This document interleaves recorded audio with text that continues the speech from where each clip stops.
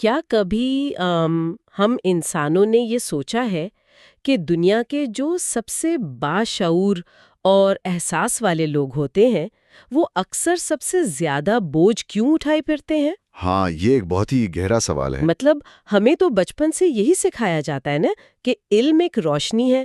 ہم یہی سمجھتے ہیں کہ جتنا ہم اس دنیا کو جانیں گے ہماری زندگی اتنی ہی آسان اور پرسکون ہو جائے گی۔ بالکل، روشنی اور آسانی کا تصور ہی ہمارے ذہن میں ڈالا جاتا ہے۔ صحیح، لیکن آج کے اس تفصیلی جائزے میں ہم جس تحریر پر بات کرنے والے ہیں وہ دراصل اس پورے خیال کو سرے سے الٹ کے رکھ دیتی ہے۔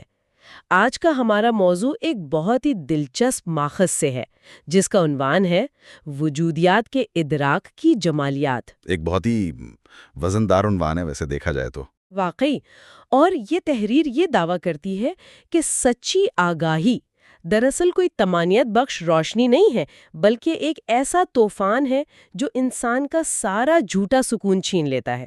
تو آج اس فش گفتگو میں ہمارا مقصد یہی ہے کہ ہم انسان کے اس نفسیاتی اور فکری سفر کو سمجھیں۔ صحیح، کہ کیسے ایک انسان لا علمی کے اندھیرے سے نکل کر اس آخری سچائی تک پہنچتا ہے جو اسے اندر سے تھوڑا توڑ کر رکھ لیتی ہے۔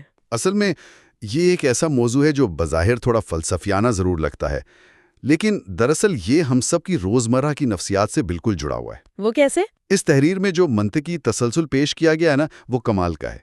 اس میں انسانی شعور کے سفر کو 3 بڑے اور بظاہر متضاد مراحل میں بیان کیا گیا ہے۔ 3 مراحل، اچھا۔ ہاں، پہلے یہ بتایا گیا ہے کہ جاننا تکلیف دہ ہے، پھر دعویٰ کیا گیا ہے کہ وہ تکلیف دراصل خوبصورت ہے، اور پھر آخر میں کیا ہوتا ہے؟ آخر میں ایک ایسا مقام آتا ہے جہاں وہ ساری خوبصورتی اپنی وقاریت کھو دیتی ہے۔ یعنی سننے والوں کے لیے یہ سمجھنا ضروری ہے کہ یہ کوئی سیدھا راستہ نہیں ہے، یہ شعور کی ارتقائی منزلیں ہیں۔ تو پھر تھوڑا سا اس پہلے دعوے پر رکتے ہیں کیونکہ یہ سیدھا ہماری اس عام سوچ پر حملہ کرتا ہے کہ علم طاقت ہے۔ ماخذ کہتا ہے کہ جاننا تکلیف دہ ہے۔ ایسا کیوں ہے؟ تھوڑا غورے کریں تو مطلب اگر انسان کے پاس معلومات آ رہی ہیں، اسے حقائق کا پتہ چل رہا ہے تو اسے تو زیادہ طاقتور ہونا چاہیے نا۔ پھر یہ کیسی حقیقت ہے جو طاقت دینے کے بجائے تکلیف دے رہی ہے؟ کیونکہ یہ وہ معلومات نہیں ہیں جو ہمیں یہ بتائیں کہ دفتر کا کام کیسے کرنا ہے یا خراب گاڑی کیسے ٹھیک کرنی ہے۔ اچھا، تو یہ دنیاوی علم نہیں ہے؟ بالکل نہیں، یہ وجودی معلومات ہیں، یعنی کائنات میں انسان کی اصل حیثیت کا ادراک۔ دیکھیں، انسانی دماغ ارتقائی طور پر اس طرح بنا ہے کہ وہ اپنے گرد کی ایک چھوٹی سی دنیا کو کنٹرول کرنا چاہتا ہے۔ صحیح، کنٹرول کی خواہش ہوتی ہے دماغ میں، اور جب تک وہ اس چھوٹی سی دنیا میں قید رہتا ہے جہاں اسے لگتا ہے کہ اس کی نوکری، اس کا گھر، اس کی روزمرہ کی روٹین ہی سب کچھ ہے، تو وہ مطمئن رہتا ہے۔ ہاں، وہ ایک طرح کے سکون میں ہوتا ہے، اسے لگتا ہے چیزیں اس کے قابو میں ہیں۔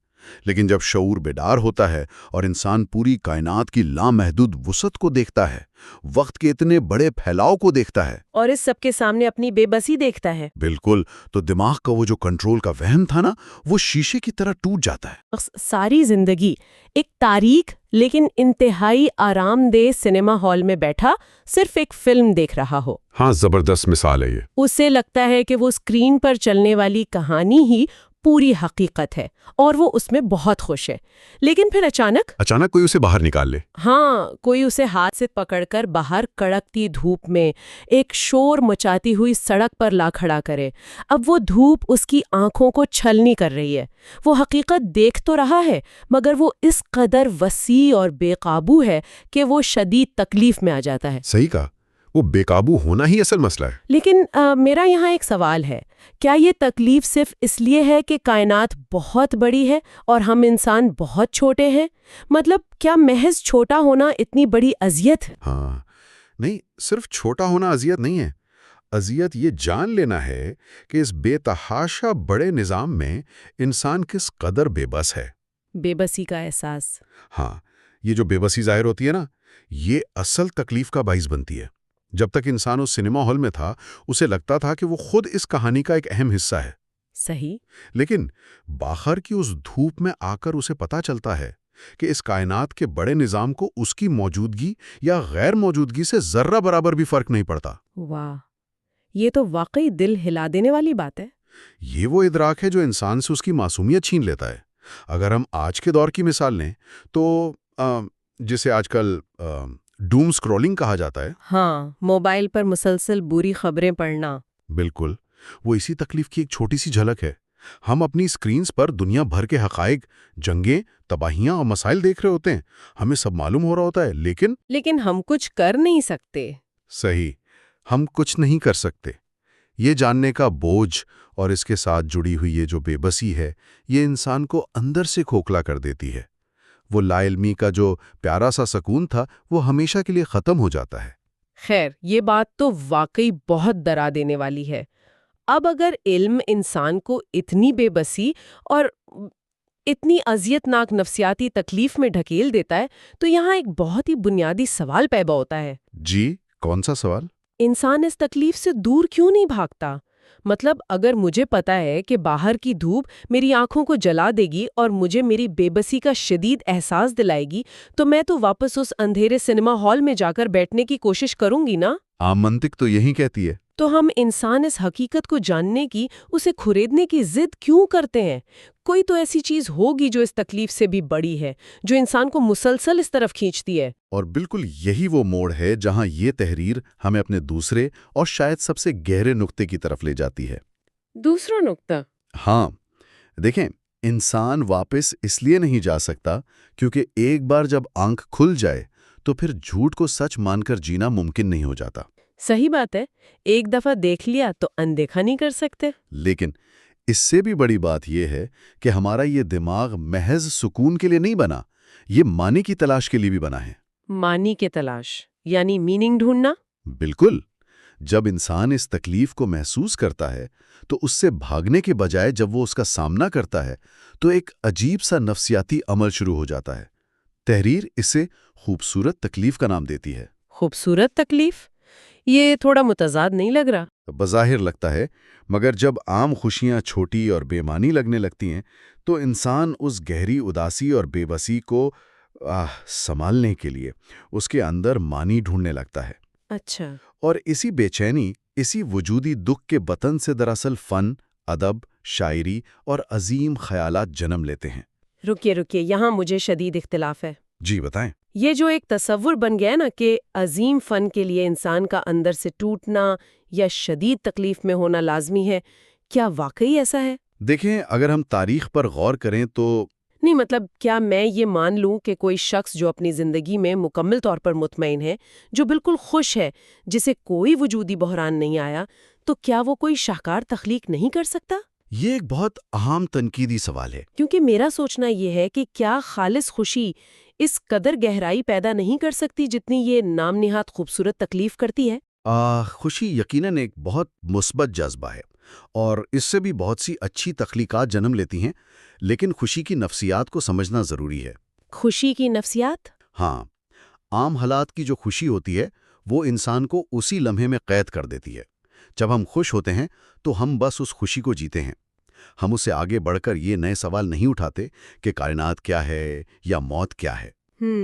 کیونکہ ہم سیٹسفائی ہوتے ہیں اس وقت۔ بالکل، ہم بس اس لمحے کو انجوائے کرتے ہیں۔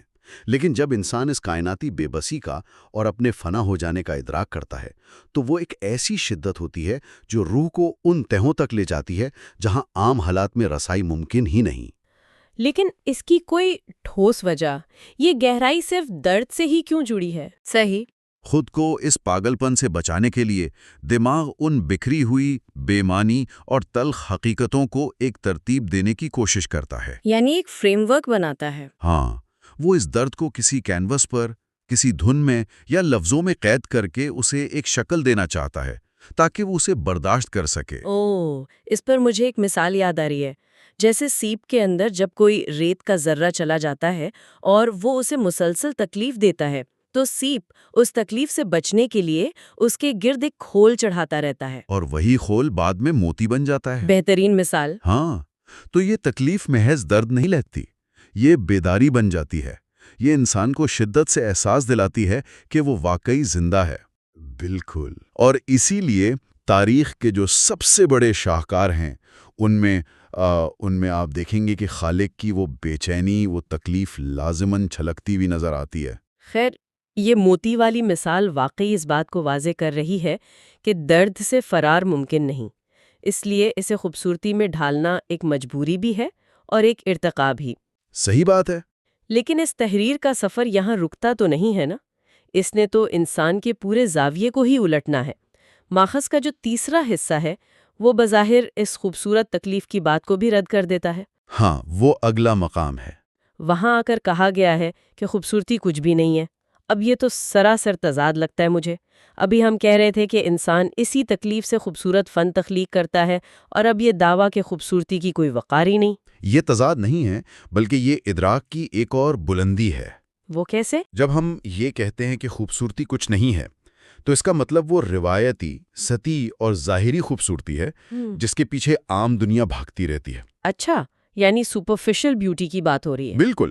جب ایک انسان حقیقت کی اس گہرائی تک پہنچ جاتا ہے جہاں اسے ہر چیز کی اصل حقیقت کا اور خاص طور پر ہر چیز کے فنا ہو جانے کا، یعنی مٹ جانے کی نوعیت کا علم ہو جاتا ہے، تو اس کے پیمانے مکمل بدل جاتے ہیں۔ صحیح۔ اب اسے کسی چیز کا ظاہری رنگ، اس کی بناوٹ یا وہ کشش جو عام آنکھ کو لبھاتی ہے، وہ اسے متاثر نہیں کر سکتی۔ کیونکہ وہ جانتا ہے کہ یہ عارضی ہے۔ ہاں، کیونکہ وہ اس ظاہری خول کے پیچھے چھپی ہوئی ناپائیداری کو دیکھ رہا ہوتا ہے۔ وہ جانتا ہے کہ یہ ظاہری حسن کل مٹی ہو جانا ہے۔ اچھا، اس کو یوں سمجھا جا سکتا ہے کہ جیسے کسی نے ایک ایسی کتاب پڑھ لی ہو جس کی کہانی اتنی جاندار، اتنی دل ہلا دینے والی ہو کہ جب وہ اس کتاب کو بند کرے تو اسے اس بات سے رتی برابر بھی فرق نہ پڑے کہ کتاب کے سرے ورق پر کتنا خوبصورت رنگ استعمال ہوا تھا۔ بالکل صحیح، مطلب اس کور کی اہمیت ہی ختم ہو گئی۔ ہاں، معنی کی شدت کے سامنے ظاہری حسن کی کوئی حیثیت نہیں رہتی۔ لیکن جی، یہاں ایک بہت خطرناک پہلو بھی تو ہے۔ اگر کوئی انسان ہر خوبصورت چیز کو اس نظر سے دیکھے گا کہ اس نے ایک دن ختم ہو جانا ہے اور ہر ظاہری کشش اس کے لیے بے معنی ہو جائے گی، تو یہ تو زندگی سے مکمل طور پر کٹ جانا ہوا نا۔ کیسے بلا؟ مطلب فلسفے میں جسے نہلزم یا شدید مایوسی کہتے ہیں، یہ تو بالکل وہی بات ہے۔ یہ تو انسان کو یہ سوچنے پر مجبور کر دے گا کہ جب کچھ معنی ہی نہیں رکھتا، ہر چیز فریب ہے، تو پھر کچھ کرنے کا فائدہ کیا؟ یہ آزادی کیسے ہو سکتی ہے؟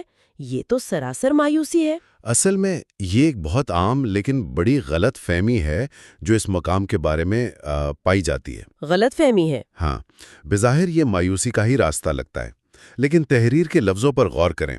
اس نے اسے مایوسی نہیں بلکہ بے نیازی کی علامت کہا ہے۔ بے نیازی؟ اور ان دونوں میں زمین آسمان کا فرق ہے۔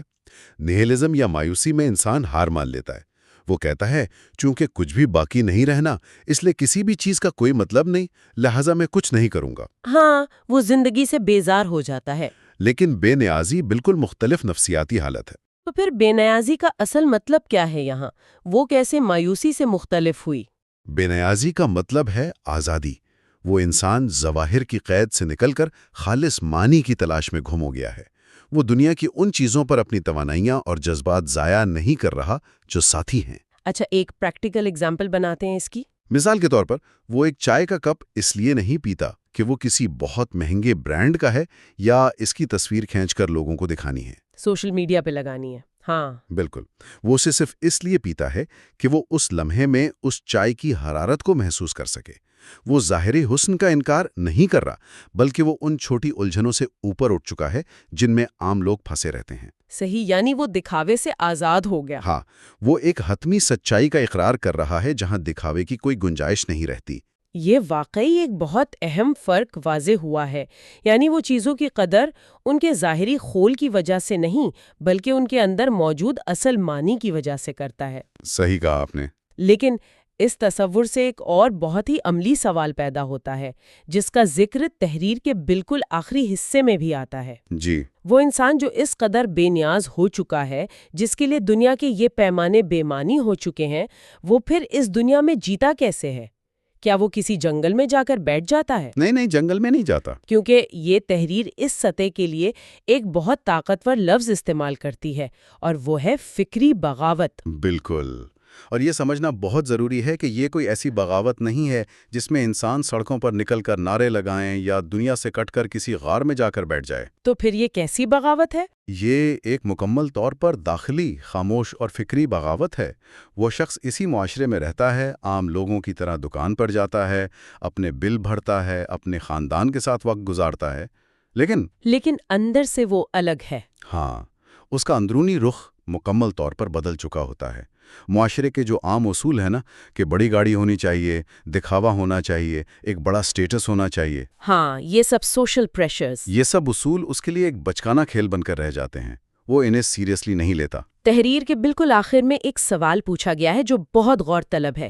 اس میں لکھا ہے کہ کیا یہ خیال کسی خاص شاعری تخلیق کا دیباچہ ہے یا فکری سفر کا نیا پڑاؤ، اور اسی کے ساتھ خودی کا ذکر بھی کیا گیا ہے۔ جی، اگر میں اسے صحیح سمجھ رہی ہوں تو یہ انسان اس بے ہنگم بھیڑ میں رہتے ہوئے بھی اس ہجوم کا حصہ نہیں بنتا۔ بالکل ایسا ہی ہے، اور یہی اس خودی کا اصل مطلب ہے۔ یہ کوئی خود غرضی نہیں ہے۔ خودی کی اس منزل پر انسان اپنی ایک ایسی آزاد فضا بنا لیتا ہے جہاں معاشرے کی یہ فرسودہ پیمانے اسے متاثر نہیں کر سکتے۔ یعنی سوسائٹی کی ججمنٹ اس پہ اثر نہیں کرتی۔ صحیح۔ وہ جانتا ہے کہ دنیا کن سطحی چیزوں کے پیچھے بھاگ رہی ہے، اور وہ اس دور میں شامل ہوئے بغیر مسکرا کر گزر جاتا ہے۔ واہ! وہ ایک ایسا ٹھہراؤ تا لیتا ہے جو اسے دنیا کے شور و غول میں بھی اندرونی طور پر پرسکون رکھتا ہے۔ اس نے اندر سے بغاوت کر دی ہے، اس لیے باہر کی پابندیاں اب اسے ذہنی طور پر اپنا غلام نہیں بنا سکتی۔ اگر میں اب اس پوری گفتگو اور اس فکری سفر کو تھوڑا سمیٹنے کی کوشش کروں تو ہم نے ایک بہت ہی حیران کن راستہ طے کیا ہے۔ جی بالکل، یہ ایک لمبا سفر تھا۔ انسان ایک لا علمی کے پرسکون لیکن چھوٹے سے دائرے سے نکلتا ہے۔ جب سچائی کا سامنا ہوتا ہے تو وہ اپنی بے بسی دیکھ کر شدید نفسیاتی تکلیف کا شکار ہوتا ہے۔ پہلا مرحلہ۔ ہاں، پھر وہ اس تکلیف کو اپنے اندر جذب کر کے اسے معنی پہنا کر ایک تخلیقی قوت میں بدل دیتا ہے، اور اس سب سے گزرنے کے بعد وہ اس مقام پر جا پہنچتا ہے جہاں دنیا کے ظاہری رنگ، اس کی ساتھی خوبصورتی اسے مزید دھوکہ نہیں دے سکتی۔ صحیح۔ اور وہ ایک بے نیاز خودی کے ساتھ اس دنیا میں رہتے ہوئے بھی اس سے آزاد ہو جاتا ہے۔ اور سننے والوں کے لیے یہ سوچنا ضروری ہے کہ آج کی اس تیز رفتار دنیا میں جہاں معلومات کی بھرمار نے ہم سب کو کسی نہ کسی سطح پر ایک انجانی سی تکلیف اور دباؤ کا شکار کر دیا ہے، وہاں یہ تحریر ہمیں ایک بہت بڑا سبق دیتی ہے۔ وہ سبق کیا ہے؟ یہ بتاتی ہے کہ یہ تکلیف کوئی بیماری یا خامی نہیں ہے، یہ تو شعور کی بیداری ہے۔ یہ پہلا قدم ہے اس آزادی کی طرف جو انسان کو ظواہر کی غلامی سے نکال سکتی ہے۔ صحیح بات ہے، لیکن اس سب پر اتنی گہرائی سے بات کرنے کے بعد ایک خیال یا ایک سوال ایسا ہے جو مجھے اب بھی پریشان کر رہا ہے۔ اچھا؟ ایک ایسا خیال جو اس تحریر سے ضرور نکلتا ہے لیکن اس کا کوئی واضح جواب وہاں موجود نہیں ہے۔ وہ کیا سوال ہے؟ سوچنے کی بات یہ ہے کہ جب کوئی انسان اس حد تک بیدار ہو جائے اور ظاہری دنیا سے مکمل بے نیاز ہو کر اس خودی اور سچائی کے مقام پر کھڑا ہو، تو کیا یہ کیفیت اسے باقی تمام انسانوں سے جو ابھی تک ظواہر کی اسی ساتھی دنیا میں پھنسے ہوئے ہیں ہمیشہ کے لیے کاٹ کر تنہا کر دیتی ہے؟ ایک تنہائی کا احساس۔ یا پھر کیا یہ ممکن ہے کہ یہ انتہائی درجے کی بے نیازی اسے ایک ایسی عظیم کائناتی ہمدردی عطا کر دے جہاں وہ ہر عام انسان کے چہرے کے پیچھے چھپی ہوئی اس کی خاموش اور انکہی تکلیف کو بغیر کسی لفظ کے بس چپ چاپ سمجھ سکے؟ یہ تو ایک بہت ہی گہرا نکتہ ہے۔ کیا شعور کی یہ انتہا انسان کو کائنات میں بالکل تنہا کر دیتی ہے یا پھر اسے باقی تمام انسانوں کے درد کے ساتھ سب سے زیادہ جوڑ دیتی ہے؟ یہ وہ سوال ہے جو آج کی اس گفتگو کے بعد سننے والوں کو اور دراصل ہم سب کو خود سے ضرور پوچھنا چاہیے۔